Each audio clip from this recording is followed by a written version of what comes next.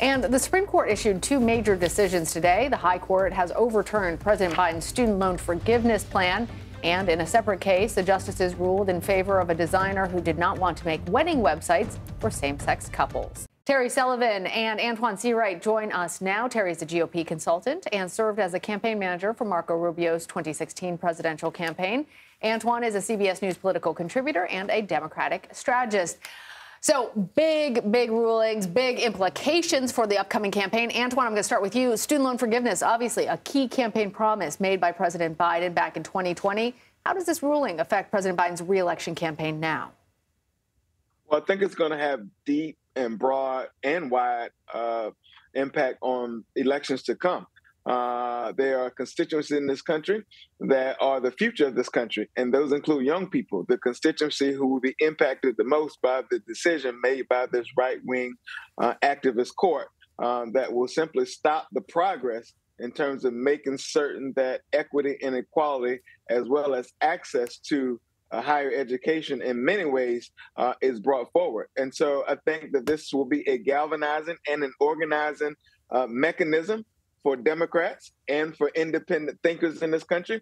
And if the president and the Democrats are smart, they would simply put this at the feet of Republicans and blame this on the former president, because he is the person who simply put three people on the United States Supreme Court. Antoine, we've already heard that from the White House, and we heard that in preparation. But I want to ask you a more pointed question. We're hearing increasingly from lawmakers that say that the problem is with the court's composition right now, and President Biden has said that he is opposed to adding any members of the court. Do you think he needs to reconsider that?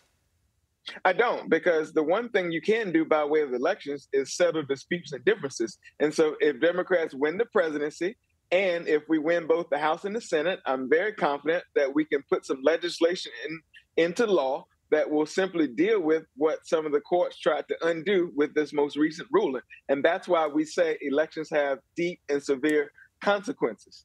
Terry, let me turn to you. The Supreme Court reversing Roe energized Democratic voters in 2022. Do you think the court's rulings this week will have a similar impact? Well, first of all, I agree completely with Anton that elections have consequences. And so that's what we're seeing here. And if Democrats, hang on to the White House and can appoint members of the Supreme Court, then it changes it. So it does matter when folks get out and vote. But look, going forward, these issues are going to motivate voters to turn out on both sides of the issue. And I think this issue with giving away taxpayer money to get rid of the loans of folks who took out the loans, signed documents, and then Joe Biden magically makes them, disappear, and you and I and every other American is stuck with the bill for paying those loans. I think that's going to help energize Republicans. That's not the kind of thing that mainstream Americans want. Is the government just giving away money?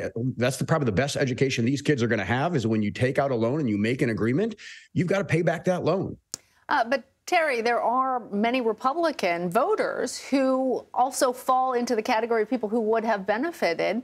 What do some of these candidates say to the families of people that actually were hoping that this was going to go through? Yeah, look, the reality is I want them to pay off my mortgage, too. But I took out a loan and I knew what I was getting into. No one was tricked. Look, if these universities are charging too much, that's one thing. There are other ways to address this. But if you took out a loan, you signed a contract, then that contract is binding. That's pretty simple. And so to make the rest of the taxpayers foot the bill for this is not free money. You're not punishing the universities. They already got the money. You're punishing taxpayers. That's who's going to pay for this. Every American is going to pay for this. And that's why it's just ridiculous. Bad politics, frankly. Short-term, great politics for Joe Biden to promise it. But that's all it really was politics. All right. We'll see how these issues motivate voters here in the months ahead. Terry Sullivan and Antoine Seawright, thank you.